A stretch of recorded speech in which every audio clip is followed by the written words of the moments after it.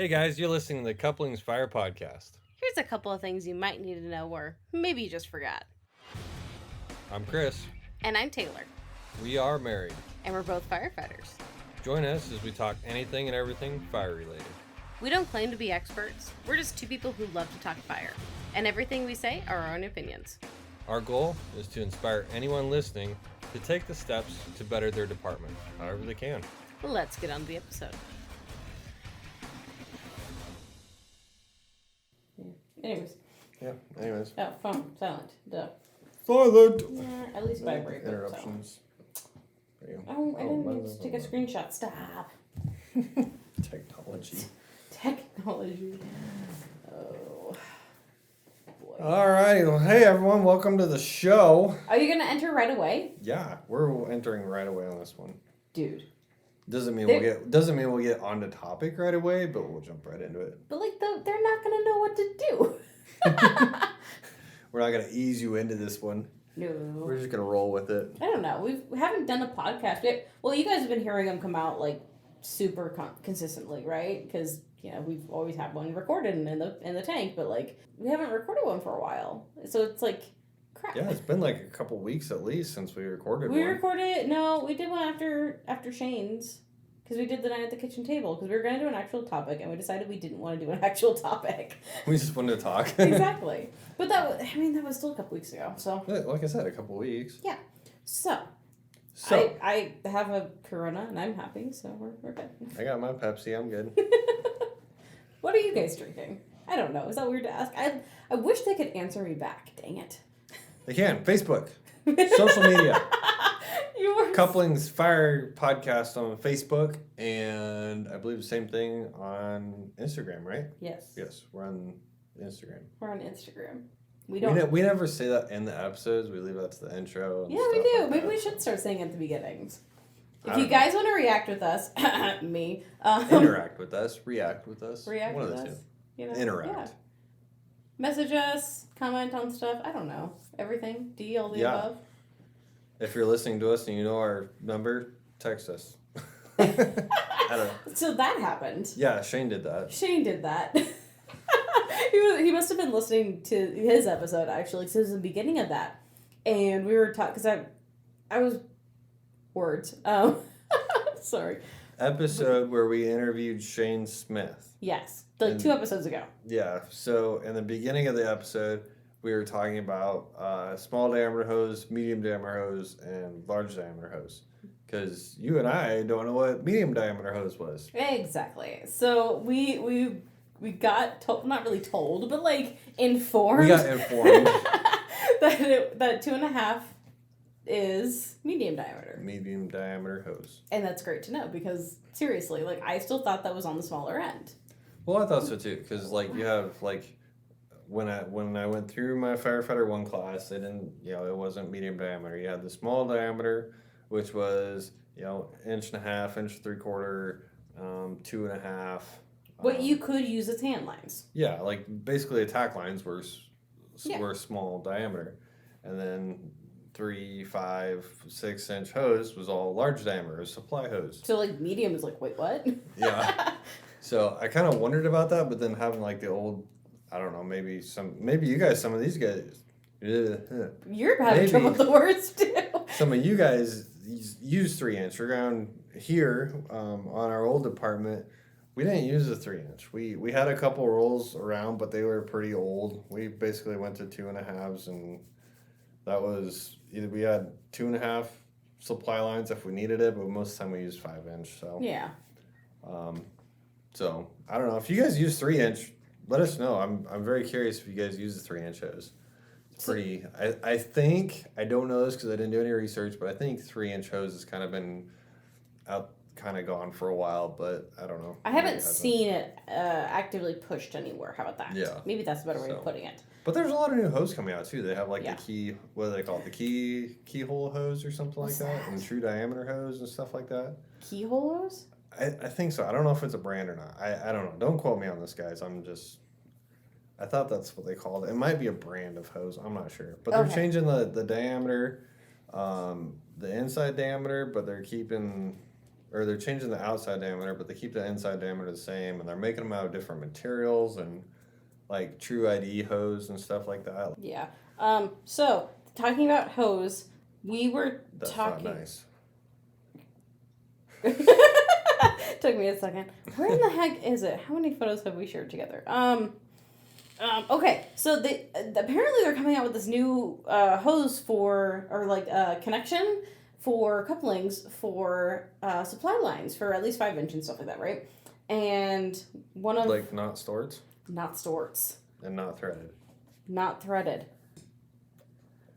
The Twin Star? Yeah, like it looks super weird, but apparently, Like instead of the best way I can describe the picture is, look this up if you guys are listening to us, but instead of like two lugs like what it looks like a zipper. Yeah, like instead of two lugs like what you'd find on like a Storts fitting, it looks like, I don't know, like 12 of these things are on this coupler and you push it together and just a quick like 8th turn twist. Yeah, apparently it's like super quick and whatnot, and like a friend of ours was talking about it one day, and apparently like they didn't do a lot of testing on it by any means, right? Like no like real application, I don't think, but they said it worked super smoothly, and so I'm very curious about it. So yeah, it just, the only information I have is it says a new generation of fittings, and the trademark name is Twin Star for LDH.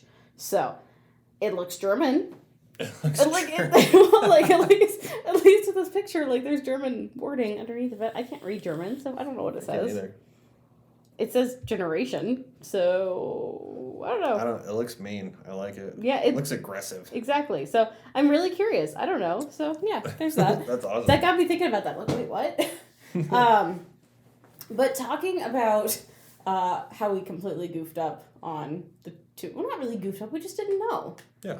About the 2.5 being quote unquote medium diameter. I mean, if you think about it, it kind of makes sense because large diameter hose is 5-inch ish, right? And so yeah, you have your 2.5, which I would consider a small inch. didn't we already talk about this? Yes. So then why are you reiterating? Because I was talking and then I got interrupted because I was worried it was an EMS call. Okay. Because you were saying that was kind of logical, you know, like having like the Yeah, but you've already explained how you've already been told it was small but and large. If you think about it too, like we have the old 3-inch on our tanker, we have that 4-inch Storts fitting. Yeah. And then you get up into the 5 and 6-inch Storts. Yeah. So like you still could have a medium diameter with the 3-inch and the 4-inch. Yeah. They're just not super common, I don't think. Yeah, but you wouldn't take a 4-inch into a house, though, would you? Well, no, I don't know all the details surrounding your little story. I don't know, but okay. Anyway, so yes, that is probably the logical reasoning, but they also, like I said earlier, they're coming out with all these different hoses now, and maybe one of those is different enough that they're considering it medium diameter. I don't know. Okay. Anyways, where I was going with this point was that we, as you guys know in the beginning of this, we say it on every episode in the intro, we don't claim to be experts. We're not. We are very young in our fire service careers. Yeah, even though we've been doing this for, 8-9 years. Yep.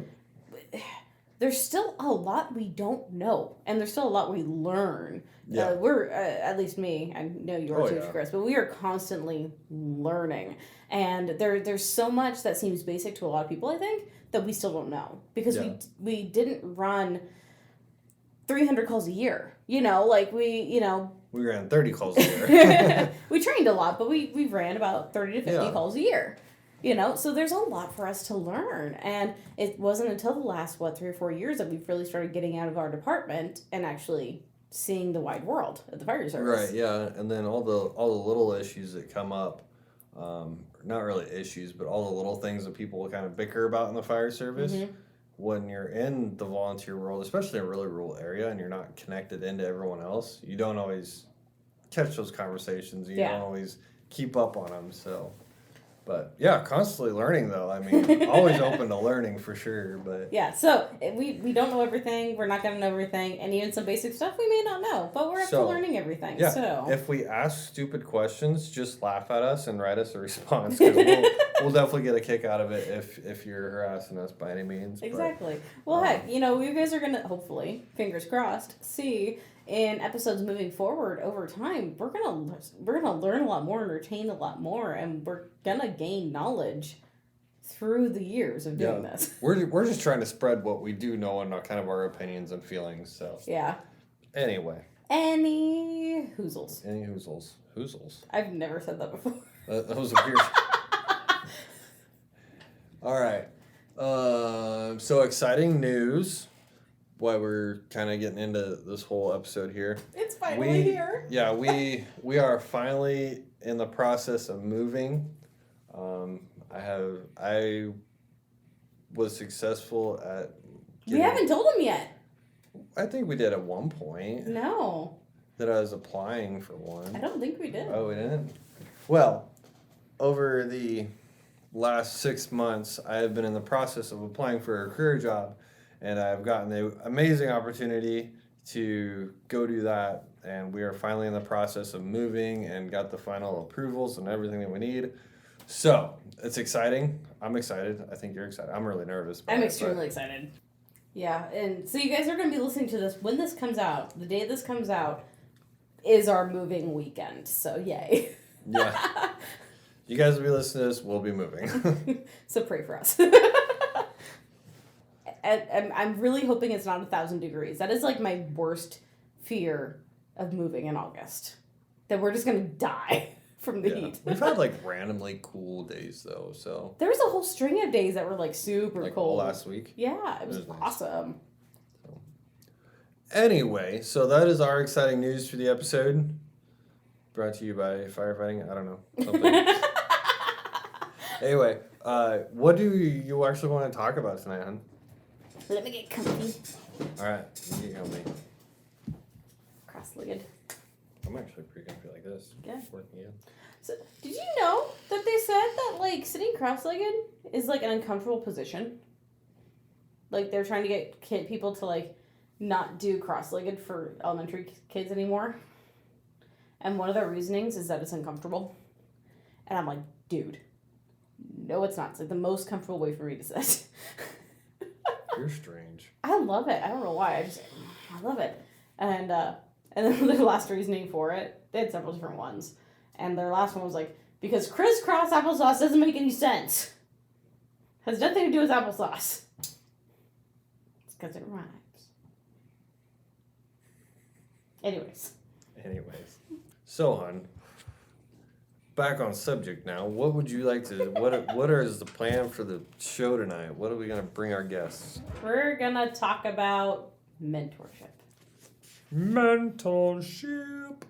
I don't know. I've been thinking about this a lot lately, so I thought it'd be a really good one to do. Do you listen to Getting Salty, guys? Only when you Getting listen. Salty experience? Only when you listen to them around me. They're not bad. Why is this?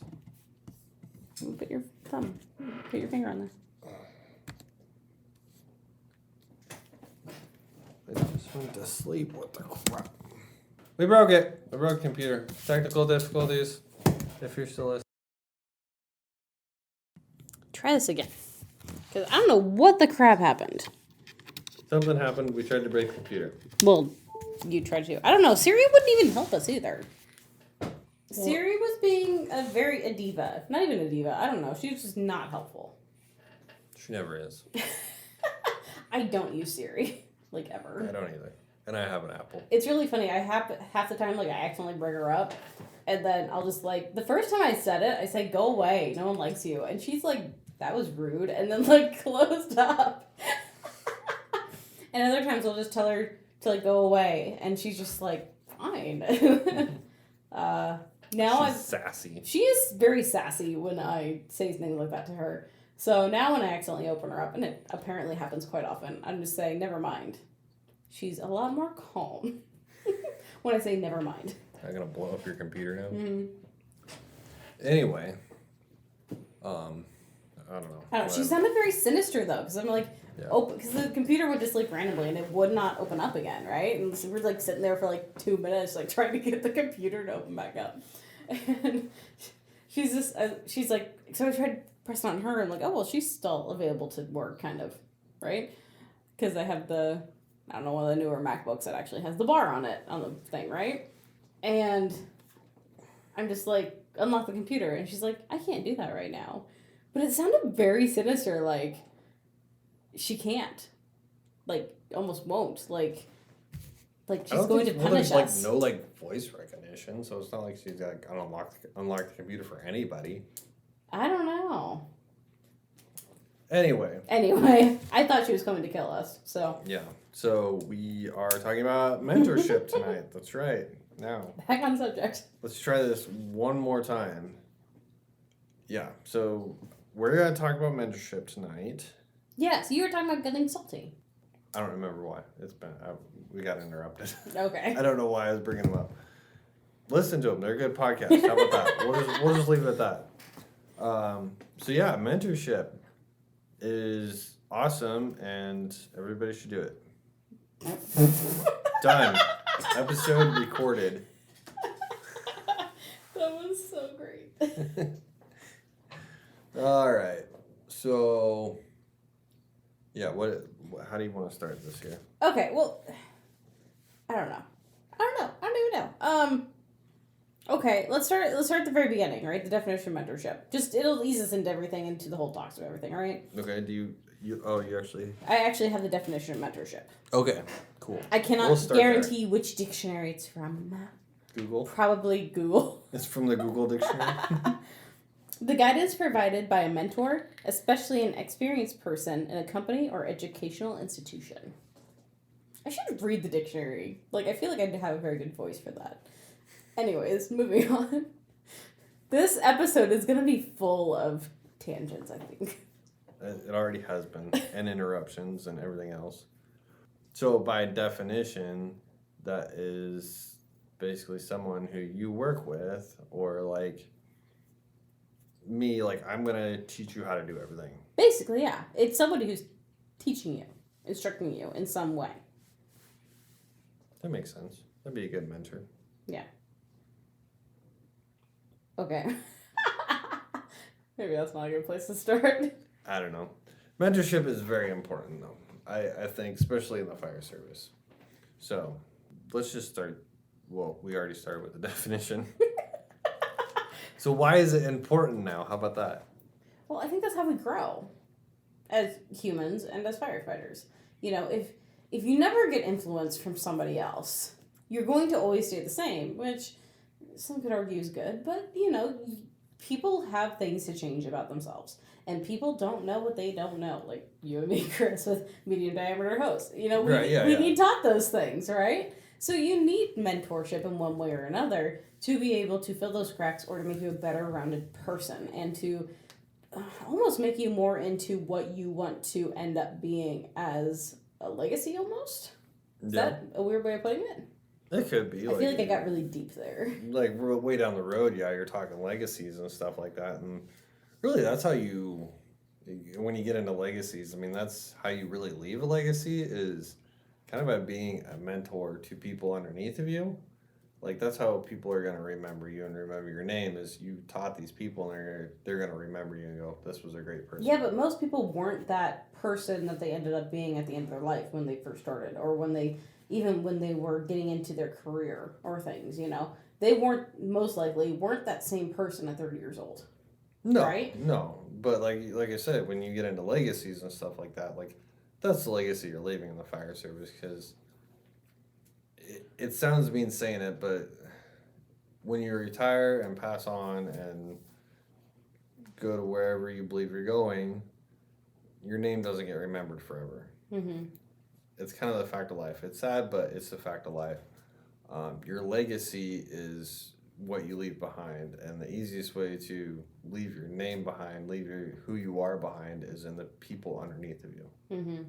So mentorship is you leaving your legacy. It's leaving something behind that people can continue to use and continue to grow on. And that's how you get remembered in the fire service is by leaving a legacy, which is in turn mentorship, taking people, teaching people, helping people. I mean, that's the legacy you're leaving when you get into legacies and stuff like that. But a lot of it is around mentorship, you know? Like the people that you mentor are going to be the people that really remember you. And that bring your name up and say, well, this guy said this, and he was amazing, and he taught me all this stuff, you know? Even if they don't do that, it's the fact of you trained or you helped and gave advice to X amount of people, not even a number, but like there's more than just you, or even if it's not more than just one, right? People that you helped. That is making the firefighting world and any world, depending on how you mentor, because you can mentor as just a person to somebody else who's not in the fire service, right? Right, absolutely. You're leaving that better than what it was previously. So I think even if your name doesn't get remembered or talked about or whatever, just the fact that they are better people for it, for that knowledge or that influence you had on them, just that's a legacy without it being officially a legacy about you. Right. Does that make sense? Yeah. We were talking earlier about Mike Dugan. Mm-hmm. I mean, he has mentored so many people in the fire service that hopefully he's not listening to me and gonna send me hate mail later. But like when he passes on, his name will be remembered for a while. His name's gonna be remembered for a long time Yeah. because of how many people he's helped and how many people he's mentored and taught, and just that's his legacy. Mm-hmm. Even though we're not talking about legacy, we're talking about mentorship. But you brought it up, so I had to go with it. So it is a great way to leave a legacy. You shouldn't mentor to leave a legacy. Yes, I agree with that. You should mentor because you want to, and that's you want to pass on your knowledge, but your legacy is left in the process. Yeah, I agree. There you go. So, anyway, wow, that went. I don't even remember. Sideways. Yeah, that went. Sorry, weird, I brought up legacy, and you just like. Legacies are awesome. I love legacies.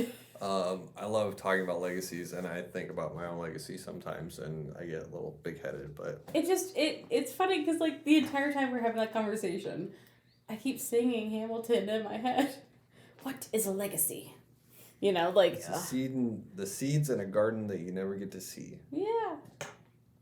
It's what you leave behind for others to work with. Oh, my goodness. We might actually have to do an actual episode on legacy. I think we could. Legacy is awesome. But... Okay, moving on. Again, but yeah. I would think of Hamilton the entire time. Okay, so, mentorship. Yes. Geez, I just had it. Sorry. No. This happens a lot, you guys.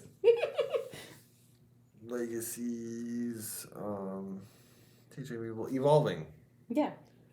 If the captain, battalion chief, whatever, if they retire and don't mentor someone or pass their information along or anything like that, everyone is going to always be starting at ground zero. Mentorship is a great way to bring people up to your knowledge level so that when, like, as far as promotions go in the fire service in general, when they get to that spot in their career where they know the same amount as you and they still have 10 years left in their career, they can grow even more. And the fire service then evolves. And we're talking about this specifically in the fire service, but it happens with everything. Like, if you can, for instance, I'm a small engine mechanic. If I have a mentor in the shop... Not anymore. Use it, but if I have a mentor in the shop teaching me how to diagnose things better and a better way to diagnose or a better way to fix this problem, a faster way to do this, I'm growing and I still have another 20 years left in my career. Yeah. Then it's my job then to take the next guy underneath me and say, hey, you can do it this way and it's going to be 10 minutes faster. And then they're going to be like, well, you could just skip this step and do the same thing. You know, everyone's just going to grow, and over time, everything's going to evolve and be better. Mm-hmm. So yeah, why would you want who's coming after you to start at ground zero? Like, why wouldn't you want to start them at your ceiling and that's their floor? Right. It's a great way of putting it. You know, like, it's just back to the fire service. If you're a chief that's put in 20 years of this fire service to make it great and what it is, why would you want someone to start over with that? Yeah. You would want the next person to start where you are and keep it growing, keep it going. Some of it could be like passive aggressiveness, like I worked this hard to be here, somebody else needs to work hard. But they will work hard, they're just going to work hard in different ways. They're going to work hard on new problems that you never saw coming. Right, yeah. And it's a great way to keep things growing and evolving. And there is that mentality out there that I started here, the next person should have started here. I had to start at ground zero, so why shouldn't you have to? Mm-hmm. And I think I don't know if it's a pride or an ego thing or what it is, but it's not a great way to keep evolving. Yeah. So mentorship is a great way to keep, especially the fire service, but anything in life in general, it's a great way to keep that growing and keep it getting bigger and better. Yeah. And it doesn't, the mentorship, we keep hounding on the whole information side of it. It doesn't have to be just information that you're passing along. It's a lot of advice for different problems and things, you know? You're looking for advice or you're giving advice to somebody of different situations are going through. Yeah.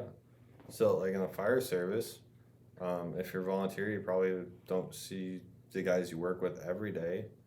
But, if you have a good mentorship, and I don't know if this is where you're going with it or not, but like if you have good mentorship in your fire department, a lot of times you can take fire-related questions to them and advice and situations to them, but you can also take life situations and stuff like that and take to them too, and they're still going to help you. I don't think that's quite where you're going with it, but I mean... Not quite. I wasn't necessarily going anywhere with it yet. Oh, okay. So I jumped ahead. My bad. It's all right. It doesn't have to be just information. It can be tactics on how to move a hose. It can be teaching you how to run a pump. That's information. I'm talking about actual, like situational questions that's not just information. Like, I'm talking about personnel issues. I'm talking about hard choices. I'm talking about, like decisions on what you should do next and stuff like that. Or if you have this problem, what are some insights and things like that. Like, I'm not looking for strict information. Like just advice. Yeah, exactly.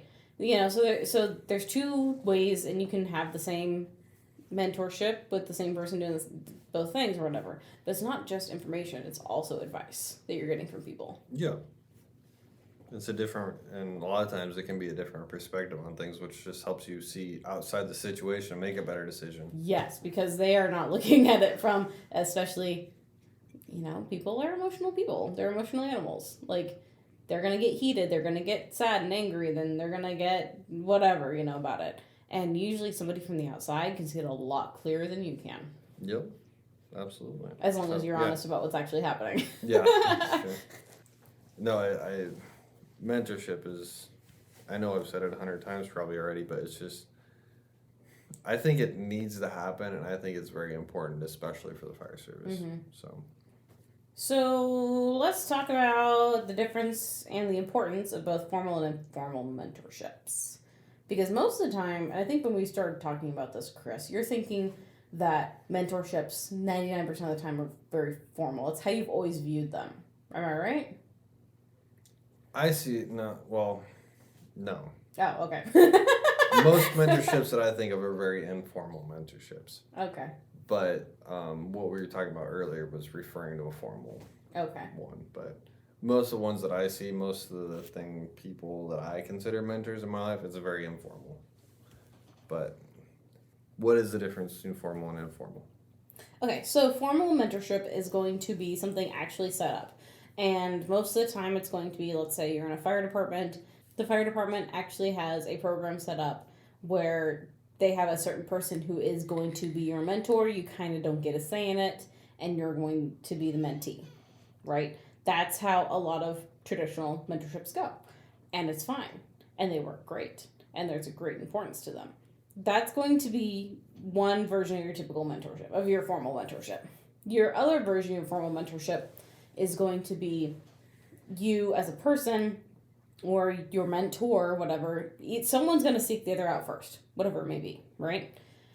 And then you're going to officially establish this as a mentorship, and you're actually going to refer to this person at least once. If, say, hey, I'd like you to be my mentor, or someone be like, I'd like to be your mentor or help you out, or quote unquote, take you under my wing, all of those things. So it's going to be very clear from the get-go what this is going to be. So that is a formal mentorship. It's pretty well established when you start working together that, hey, either from the the mentor's position, like, hey, I'm gonna teach you how to do things. I'm gonna train you. I'm gonna watch out for you. Like, well, like even you if said, they're not at I'm your gonna take you under station, my wing. yeah, even if they're not at your station or whatever, it's still gonna be. I'm here to give you advice. That you should listen to this. Blah blah. Take this in consideration. They're going to be very forward about it. Right. Yeah. They've kind of taken that Well, yeah, you're right. I mean, they've taken basically responsibility for you and learning what you can do and stuff like that. So yeah, it is very. It's going very to come. formal and Yeah, it's going to come like that, or way. it's going to be the mentee saying like, "Hey, I'd really like you to be a mentor for me. Like, I see this relationship going somewhere. I want to go somewhere, and I see this being a good thing. And would you, basically? Yeah. And so it's going to be very formally set up. Mm-hmm. You can still be friends or whatever, like with kind of more standards and guidelines and stuff like that. Yeah. So your informal. So your informal is going to be. No one really says it. No one brings up the word mentorship. No one talks about it that way. It can be between friends. It can be between a student and instructor. It can be between two firefighters or a firefighter and a captain or a chief or something. It could be however you want to do it. It's just going to be, it's not going to be talked about that it is a mentorship, but you're going to either be getting personal advice from that person, or you're going to be learning a lot from that person consistently. I guess that would be the way I would define that. Is it's got to be consistent, even if it's not constant. If that open line of communication is there, and it's always accepted, I feel like that's an informal mentorship. Mm-hmm. So I agree with that. If you guys have any other forms of mentorship that you guys either do or know about or anything like that, hit us up. Or if you have differing views on mentorship. Absolutely. We're not done yet. Yeah, we're not done for sure, but I think that the big thing about the informal is it's not set up under guidelines, under guidelines or anything like that. It's one of those things that almost just kind of happens. Yeah, and like I said, even if something just kind of happens with the formal mentorship, even if it's not officially set up, it still gets talked about at some point that it is a mentorship. Yeah. Whereas the informal, that word never gets mentioned. Right. Yeah. So. I mean, it can, but it's probably never going to come up. It's just that's someone you learn from a lot, and you find them to be in good character, and you want to be a lot like them. A lot of times that can turn into a mentorship. Yeah. So. Yeah, I agree with you there. So. One thing I think, so everyone that you have an interaction with that gives you information that you value has given you a taste of mentorship. All right? So this could mean if you go to a class for a day and you value that class and you like that instructor and you learned a lot from it and it's actually going to help change you and change the way you do things, you've gotten a taste of mentorship. It's not an actual mentorship. I don't think that's even considered informal. I think it's a taste of it. Now, if that relationship continues, if you continually go to that person's class or something, if they open or you open the line of communication to communicate farther later, I think that can turn into an informal mentorship. But I don't think, because we were talking about this before we started, and because Chris, I don't think you even thought for a second that a teacher, an instructor could be a mentor. Especially for like a day class or something. It all depends on if there's a relationship there or not. Yeah. But like you could, let's say I look up to somebody very high in the fire service, right? And I've taken a lot of their classes or something like that, but I've never really talked to them. And I follow them on social media and stuff. I could not consider that a mentor. No, I agree with you. Yeah. They are a big influence in your life, and it's someone that you want to emulate and be more like, but since there is no line of communication or actual strand of a relationship there, I don't think it's a true mentorship. Yeah, so the mentorship really has to have like that personal connection of some sort. Right, yeah. You don't even have to talk about personal things, right? It doesn't have to be about your life. It can be just about firefighting. But you have to have that personal connection to that person. We're able to communicate back and forth to each other, not just a one-way street. Right, yep. So. I agree with that. And you can have more than one mentor, too. Oh, yeah. Oh, it's super common to have more than one. How many people that we talk to just going to some of the conferences and stuff like that, they're like, well, I talked to this guy last week, and I talked to him the other day, and I called him up because I had a problem, you know? Yeah. There are like 4 or 5 of them just off the top of his head that he talked to in the last month, you know? So that brings up to the thought, too. So, like, yeah, exactly. I feel like if you're asking people questions, even if they're friends, if you're getting advice, if you are seeking them out for advice and they are giving you advice, I think that's a form of mentorship. That's an informal mentorship right there. Right, yeah. Right? It's good friendship is all basically what it is. But if you really want to talk about it in, like, definition, that is a mentorship. Right? Yeah. You know, and so it brings me into the next thought of, do your mentors need to know that you consider them a mentor if it's informal? I have a few people that I consider mentors. Should I be telling them that I see you as a mentor, or does it even matter? You know, like, I don't know. I really don't think it matters. I mean, so much of mentorship, especially a lot of the really good mentorships that you get into, there, like you said, there's no mention of mentorship. And I don't think that, especially those people that you and I consider mentors, they don't care if they're a mentor or not. They're there to help people, you know? And so does it really need brought up? I don't think so. But at the same time, maybe it'd be nice for them to know, hey, this person's actually really watching what I do, and maybe it helps them. Well, it's like as a keep parent. their standards up. Exactly. It's like as a parent, we're not parents yet, but it's like as a parent where you know there's someone little watching every move you do, right?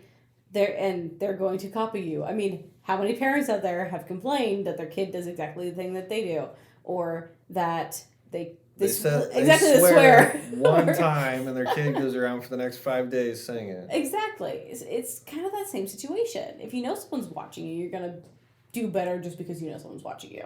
Yeah. I don't know. Like, you want to be better for that person even and stuff.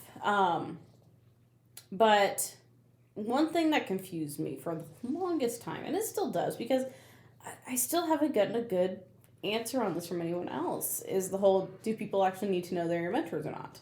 Or how do you go about finding mentors? Do you formally ask? Is that weird and awkward? I think everything's weird and awkward, so yeah, you do. I do.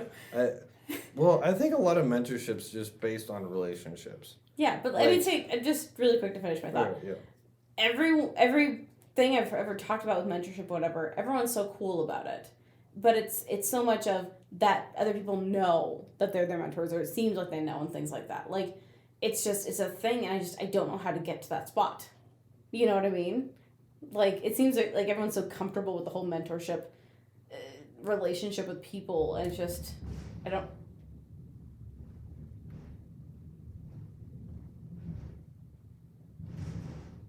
What the crap? Thunder. That's a lot of thunder. That is a lot of thunder. It seems like everyone else has such an easy time with it. I'm trying to figure out why it seems so foreign to my brain for that relationship, you know? Does that make any sense? Kind of. I think it's kind of like swearing. When you swear, it feels weird and foreign to you. Mm-hmm. But it's just because you don't do it a lot. Yeah. If you go out and talk to strangers all the time, it becomes very natural for you. The first few times you do it, it's very awkward and very like, you know. But the more you do it, the more comfortable you get with it, and it comes as nature. So I think the more you do that, I think the more it becomes natural for you. The more I actually reach out to the people I look up to and see as mentors and ask them questions, the more it's going to feel natural. Mm-hmm. That's probably a good way of looking at it. Guess what? I'm probably going to be doing that this next week. There you go. Yeah, I think that's why everyone else is so comfortable with it, because they're just, well, first of all, most firefighters' mentality is very talk to anyone, comfortable with anything, and that's the mentality. Yeah. At least most of the ones I run into, like, they're not scared to talk to you, you know, and just the more you do it, the more comfortable you get doing that. So, yeah, before I interrupt your thought there, I was just going to say some of the best mentorships that I've had are just good friendships. Yeah. And they just turn into people that you can talk to about anything. Oh, and then when you get into the fire service, you find all these great friends and go out and have drinks with them, coffee, whatever, and you develop that friendship. Well, then it turns into, I really trust this guy. I really like what this guy stands for. I really want to be more like this guy. And then you start having those conversations with them, and it turns into a very informal mentorship. Mm-hmm. So whether they're on the same level as you or higher than you, ideally, a mentorship should be higher than you. Mm-hmm. But so you're learning from them. But at the same time, one of my buddies up north here, we went through firefighter 1 at the same time. He is decently older than me. He has a lot more life experience.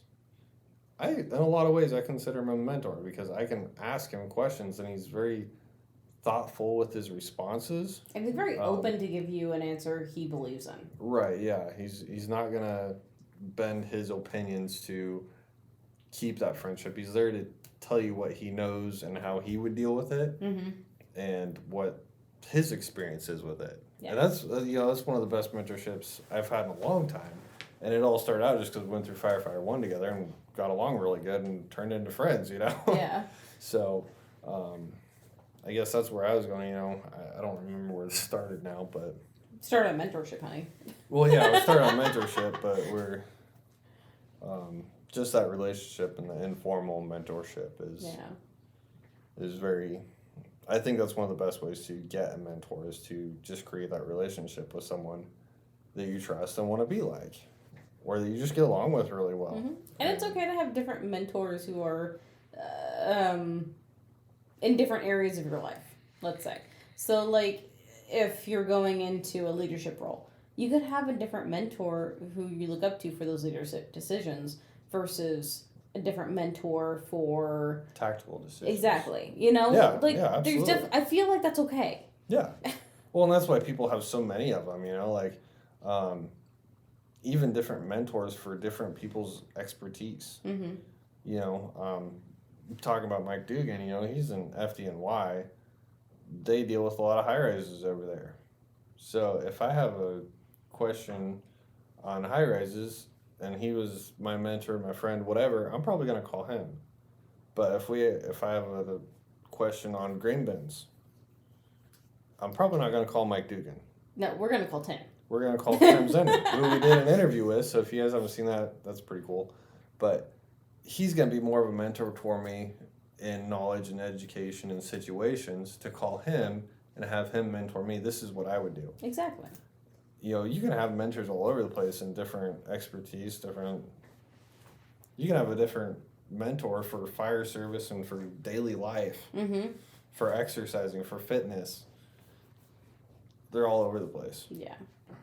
Okay, so with mentorship, what do you look for in a mentor? And also, like, if you do have mentors, what do they kind of look like? Like, what are you looking for when you try to find somebody you would like to mentor you? Well, like I was just saying, like, my buddy up north, great mentor, mostly for his age and his experience and the characteristics of him that he's not going to bend to keep my friendship. Yeah, that's probably like the best thing is that they're not going to be light on their opinion and they're not going to they're not going to try to sweet talk you to like make sure they keep the they want to keep the peace. Exactly. Don't get me wrong, but they're going to be honest with you. Yes. And in the same terms as a mentoree, I have to be honest with them as well. Yeah. It works both ways, but the best mentorships that I've ran into are with people that I've had great friendships with, and it's developed into our mentorship. The people that I look up to, that value the same values that I do, and just, I don't know, those actual character traits is what I look for in a mentor, and that they know what they're doing. Yeah. Like.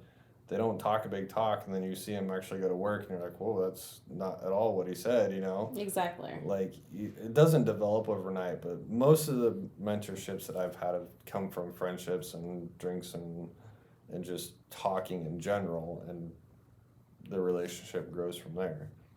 those are some of the best I look for. But if you're looking for a mentor, look for those character traits, someone that values the same things you do, someone that you want to be. Mm-hmm. You know, if you want someone to be a mentor and you say, well, I really don't want to be like that person, it's probably not a good mentor because they don't value the same things you value. Mm-hmm.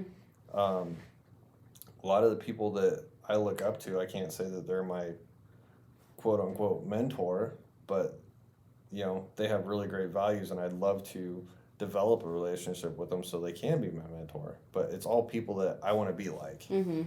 You know, those are the people that I look to for mentorships. They're the people that value the same things I do and people that I look up to and want to be more like.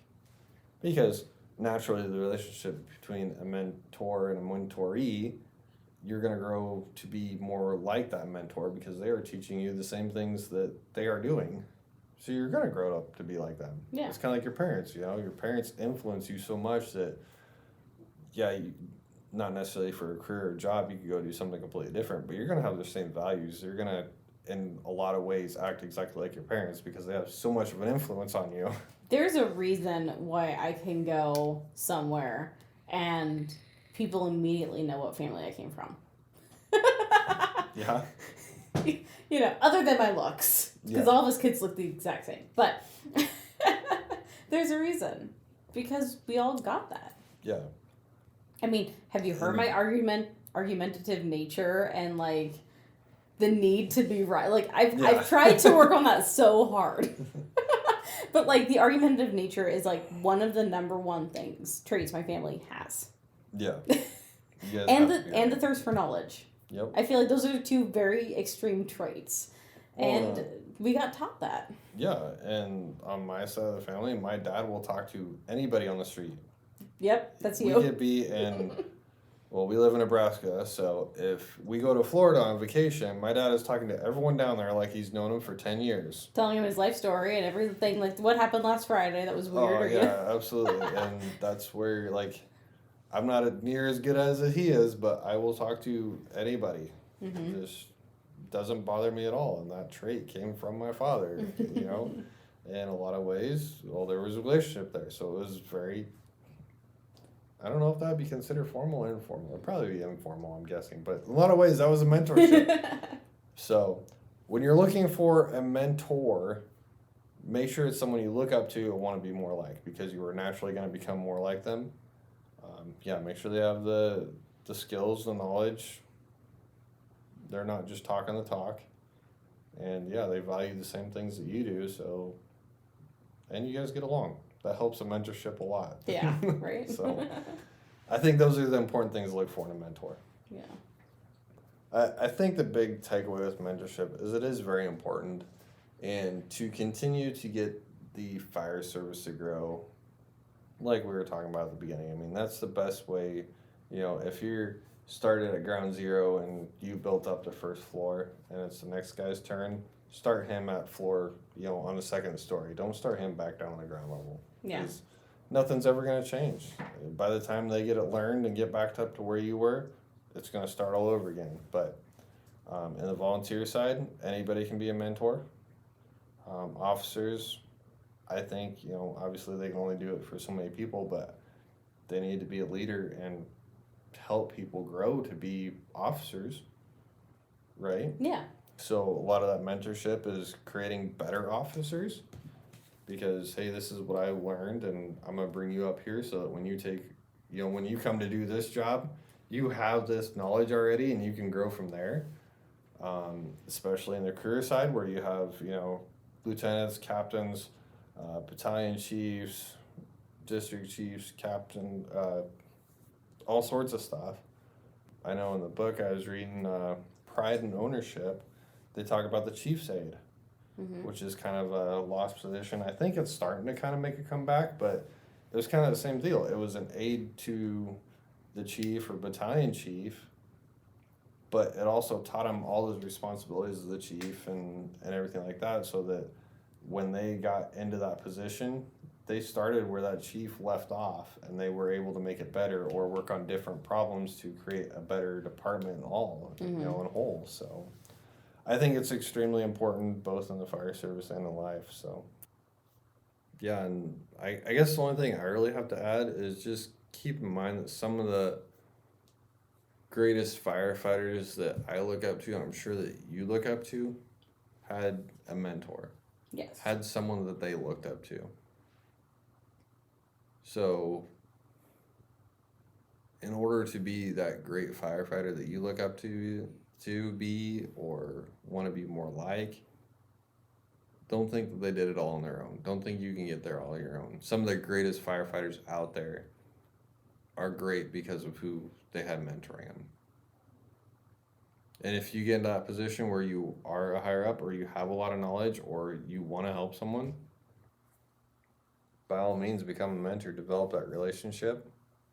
I loved helping people at our old department, and I chose to go the route of training officer just because I was able to help more people with it. And it was very much a more formal way of doing it, but in a lot of ways you became a mentor to people because you were teaching them, but you didn't develop a relationship with them that I think a true mentorship has. But in a way, I was a mentor to a lot of people because I was able to teach them. Yeah.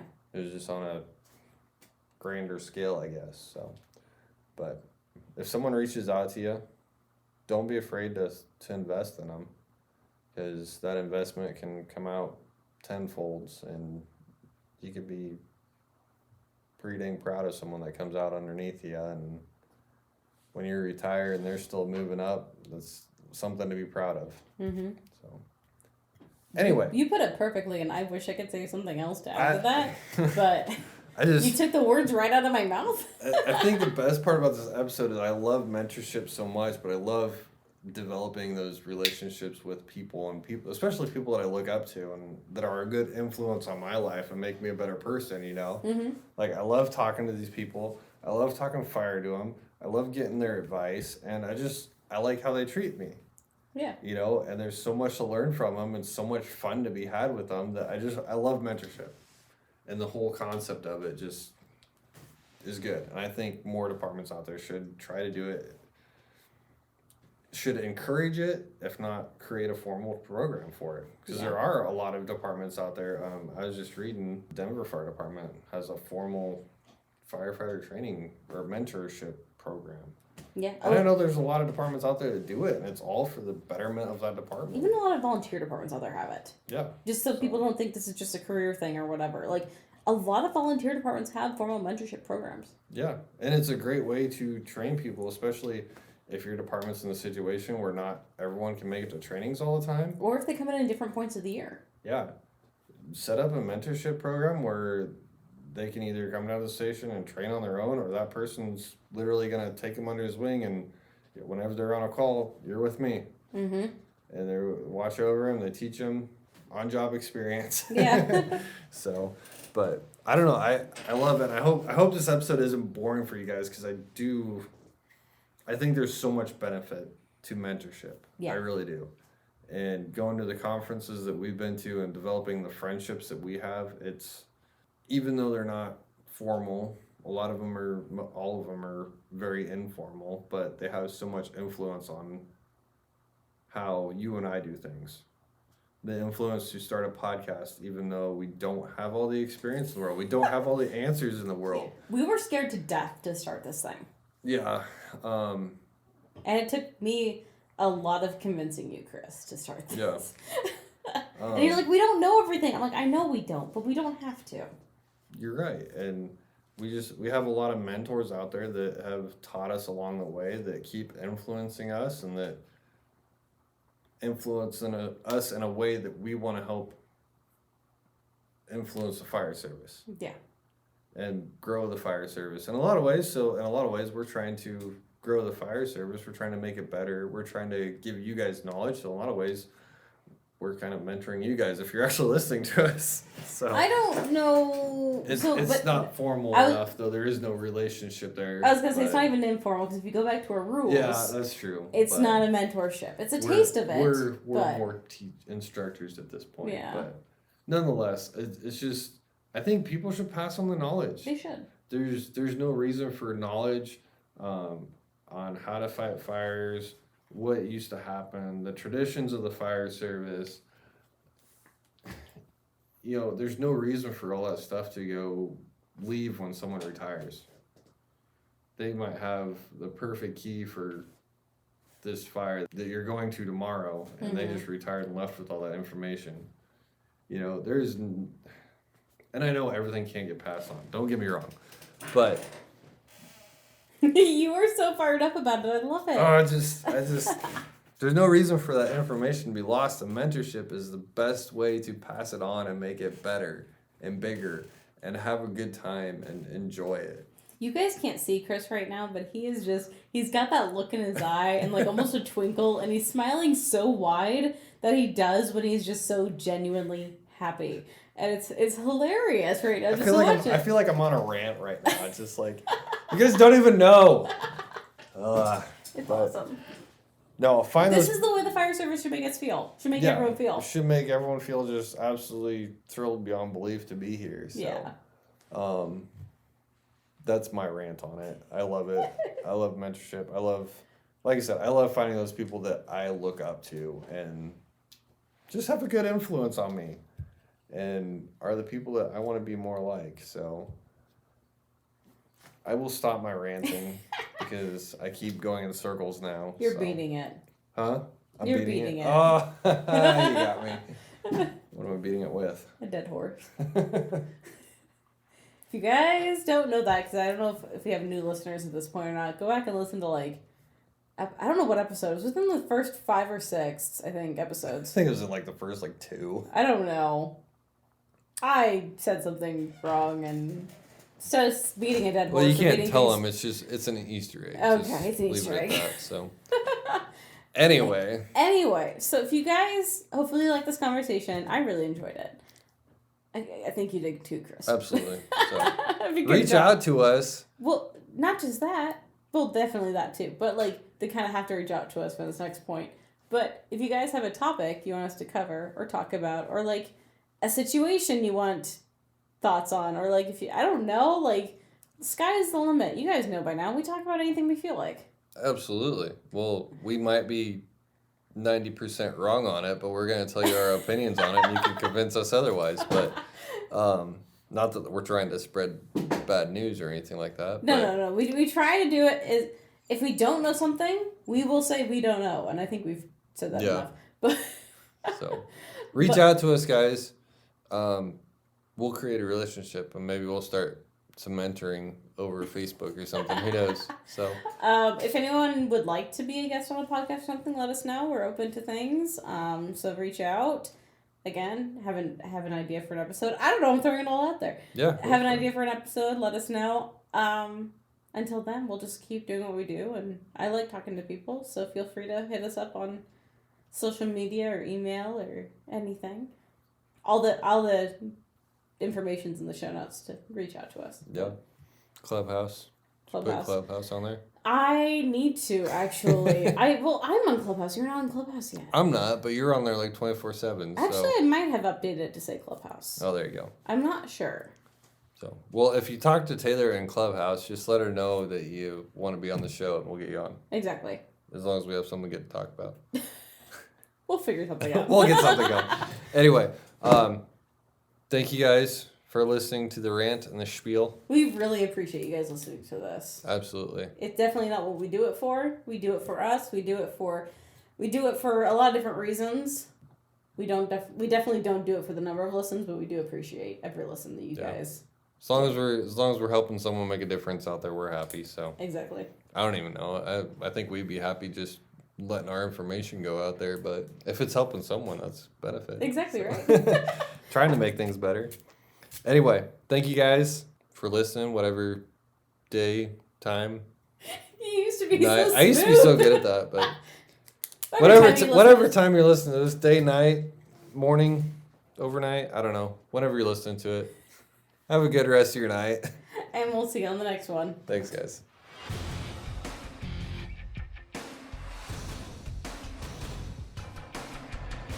Thank you for listening to our podcast. We hope you enjoyed it.